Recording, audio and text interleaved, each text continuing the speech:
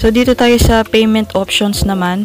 So wala po kayo dyang makikitang ibang payment option. Makikita nyo lang Land Bank of the Philippines.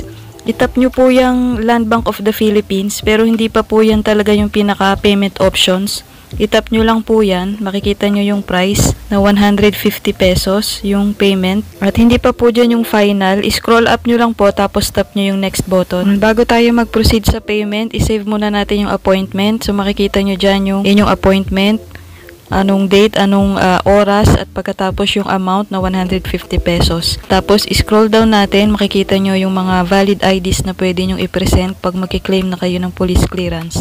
Doon sa pinakaibaba, makikita nyo yung save appointment. Itap nyo yon para mag-proceed tayo sa payment. Okay, so successfully save na yung ating appointment. Scroll down po natin. So dito po tayo sa details ng ating appointment, yung may reference number. Swipe natin pakaliwa. Makikita nyo pending pa yung aking appointment dahil di pa bayad. So dito sa pinakadulo, tap nyo yung click here to pay. Tap natin yung OK. Dito pipili na tayo ng ating payment method. So ang gagamitin ko po ay GCash. Tap natin yung GCash icon. Pagkatapos ay scroll down natin. Dito makikita nyo yung payment details. Okay, so sa payment GCash ay meron siyang convenience fee na 30 pesos. So ang total na babayaran nyo ay 180 pesos. Okay, tap na natin yung proceed button dito sa baba.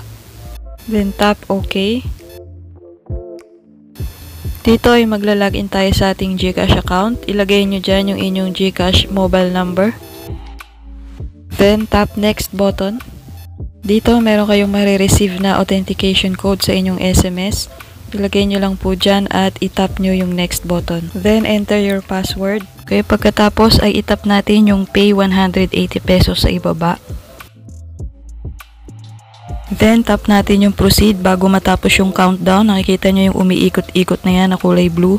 Bago matapos yan, tap na natin yung proceed. So, yan po. Okay na po yung ating police clearance online appointment. Bayad na. So, meron na po tayong reference number. Makaka-receive din po kayo ng email. Katunayan na kayo po ay bayad na sa inyong online appointment. Screenshot nyo lang po yan para mai-present nyo sa kanila kung sakaling hanapin nila sa inyo ang inyong reference number. At magdala rin po kayo ng isang photocopy ng inyong valid ID. Hindi na po kailangan magdala ng picture kasi doon po ay pipicture naman kayo at magbabiometrics. So, ang dadalhin nyo lang po ay ang inyong online appointment. Pwede namang ipakita nyo na lang sa inyong cellphone, yung screenshot at saka yung inyong valid ID na photocopy. Yun lang po.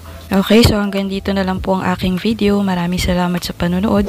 Huwag kalimutang mag-subscribe at itap ang bell button para laging updated sa mga bago kong videos. Maraming salamat.